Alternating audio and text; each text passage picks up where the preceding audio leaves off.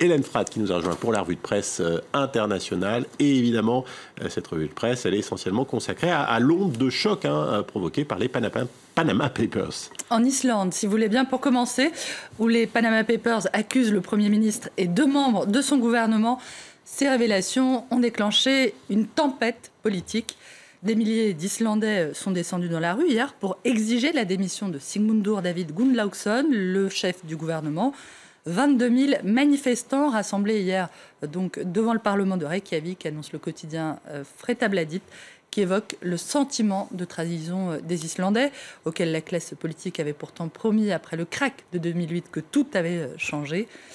Pas de manifestation, en revanche, en Russie, où la mise en cause du premier cercle de Vladimir Poutine est attribuée par le Kremlin à une manipulation des services secrets américains destinée à déstabiliser le pays. C'est ce que rapporte The Moscow Times, qui ajoute que le pouvoir présente comme futile et peu susceptible d'avoir des répercussions négatives, je cite, ces révélations, en raison du manque de preuves établies par l'enquête. Voilà, pas de répercussions en Russie, pas de répercussions perceptibles non plus en Chine. Dans son édito, le quotidien officiel chinois The Global Times présente lui aussi cette série de révélations comme la tentative des médias occidentaux, soutenus évidemment par Washington, d'attaquer des cibles politiques dans les pays qui ne font pas partie de l'Occident, je cite.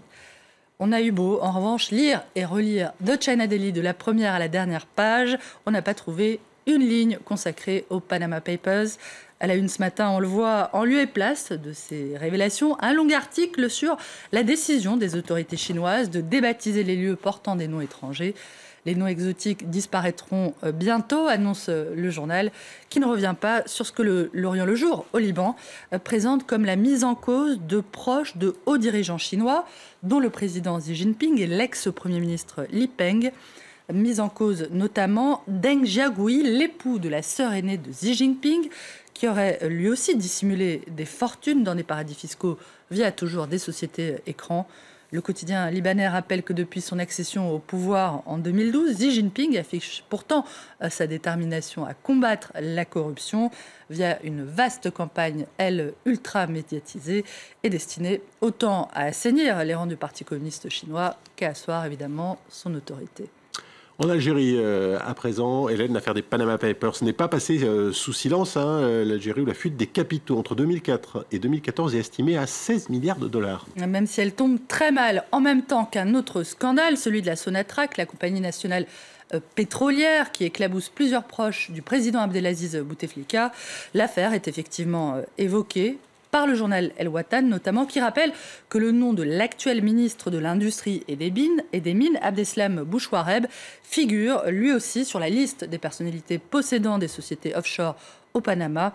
Mais l'information est donnée telle qu'elle, sans les commentaires indignés auxquels on pourrait s'attendre.